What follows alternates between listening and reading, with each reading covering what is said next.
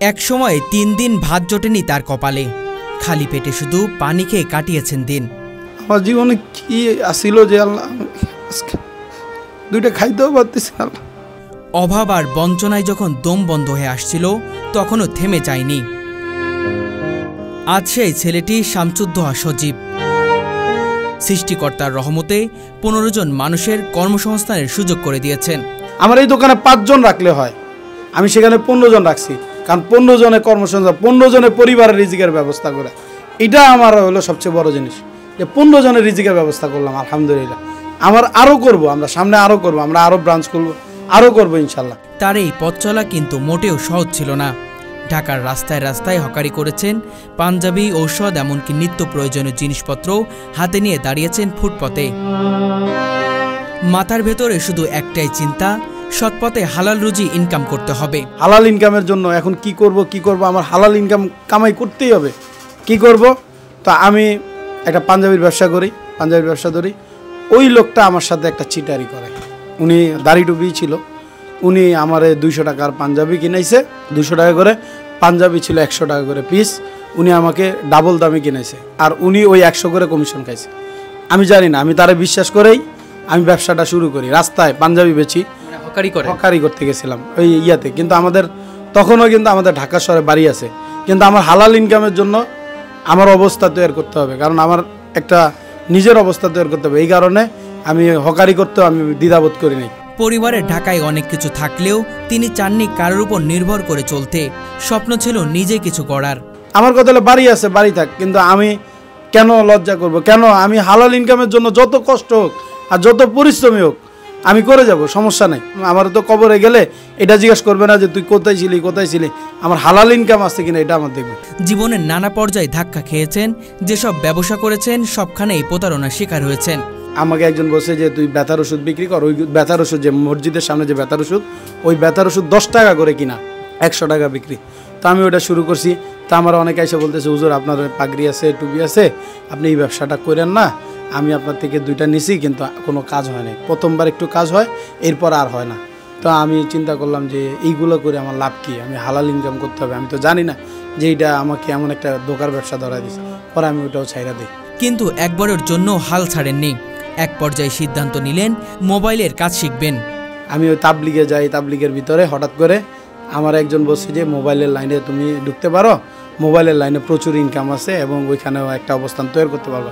তো আমি মোবাইলের লাইনে গেছি, যে চিন্তা করছি যে যাই হোক একটা অবস্থান তৈরি করতে হবে। কিন্তু সেখানেও মিলেছে বাধা। অনেক দোকানে গিয়েছেন, সেখানে শেখায়নি। আমি আমার আব্বু আমারে 10,000 টাকা দিয়ে এক দোকানে আমাকে কাজ শিখতে ঢুকায়। উনি আমারে আদর করে করে বলছে যে তোমার কাজ শিখাই দিব, এই করবো সেই করবো বলে উনি আমাকে জড়ায় নিয়ে বলছে 3 মাসের ভিতরে আপনার পোলারে বানাই দিব, আপনার পোলার মাসে 40-50 হাজার টাকা কামাইতে পারবে। কিন্তু উনি 6 মাস পর্যন্ত খালি আমার নাটে খোলাইছে, শুধু বাটন সেটের। উনি গুরুত্বপূর্ণ যে কাজগুলো কিচ্ছু দেখায় না আমারে। আমি ওইখানে কোনো কাজ শিখতে পারিনি। তা আমি ওইখান থেকে আবার বাইর হয়ে যাই। তবুও বারবার চেষ্টা করে গেছেন। ওই তাবলিগে যাওয়ার পরে এক জায়গায় একজন বলতেছে তুমি মোতালেব প্লাজা যাও, মোতালেব প্লাজা ভালো কাজ হয়, ওইখানে কেউ তোমাকে শিখাইতে পারে। তো মোতালেব প্লাজা আসছি, এখানে এসে এমন কোনো দোকান নাই। এই দীর্ঘ 1.5 বছর আগের, 2 বছর আগে, 2.5 বছর আগের কথা বলতেছি। এমন কোনো দোকান নাই যেখানে গিয়ে আমি বলছি যে ভাই আমাকে একটা কাজ দেন, আমাকে একটা চাকরি দেন। আমি হাত পা ধরতে বাকি ছিল, ভাই আমাকে একটা কাজ দেন, কিন্তু তারা কেউ আমাকে ওইখানে নাই। অবশেষে এক জায়গায় কাজ শেখার সুযোগ পান। সেখান থেকে শুরু হয় তার দ্বিতীয় জীবনের গল্প। যে আমাকে যখন নিতেছে না, তো এক জায়গায় একজন আমাকে বলছে যে তোমাকে শুধু আসা যাওয়ার ভাড়া দিব। ওই যে আমি যখন আসি মোতালেব প্লাজা ফার্স্ট যেদিন ঢুকি, তখন আমার এমনিই তো টাকা টুকা সব শেষ আছে, মাত্র 10 টাকা ইয়াটিয়া নিয়ে 10 টাকা নিয়ে আমি খালি এই উদ্দেশ্যে আসছি যে এখানে আসবো, পরে আমি যাওয়ার সময় বাসালারে করবো ভাই টাকা নাই, একটা ব্যবস্থা করে যাব। এই 10 টাকা নিয়ে আমি মোতালেব প্লাজায় ঢুকি। আমার হলো যে আমি এখান থেকে একটা কিছু করব। তবে সেই সময়ও তার জন্য ছিল কষ্টের।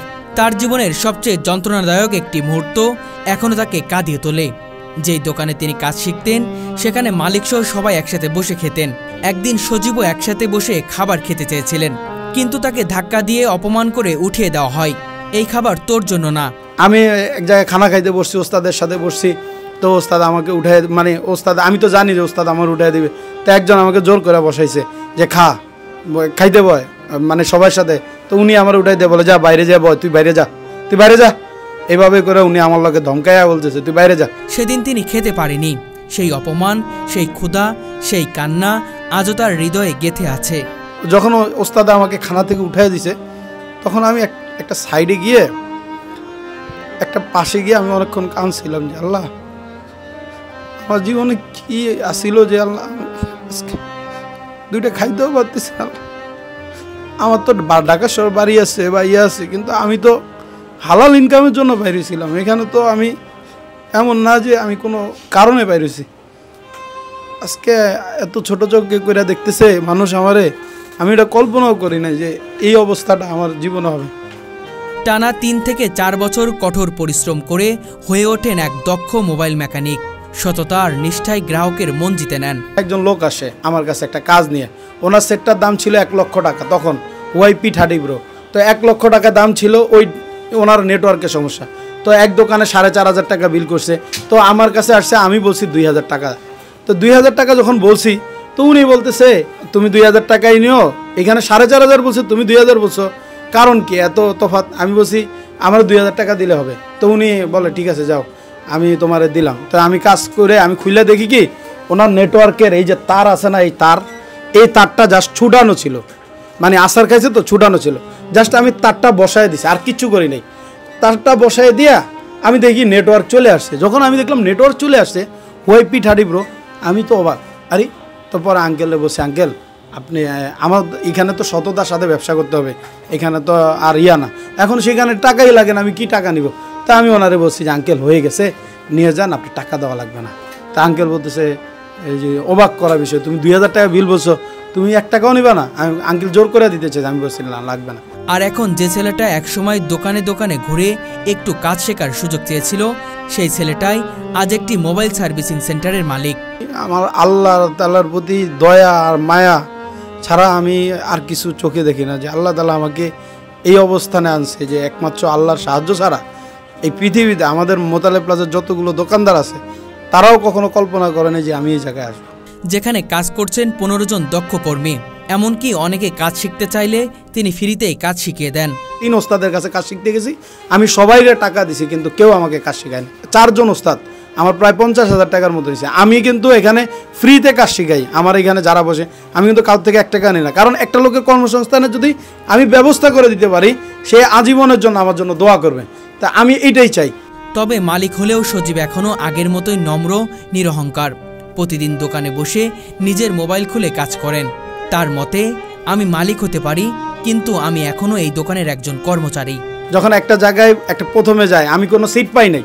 আমি এই মোতালেব প্লাজায় 2.5-3 বছরের মতো ছিলাম, কর্মচারী বলেন ইয়া বলেন, আমাকে কেউ সিট দেয় না। আমি সিটের জন্য এমন কোনো লোক নাই যার পা ধরার বাকি ছিল না যে আমাকে একটা সিট দেন।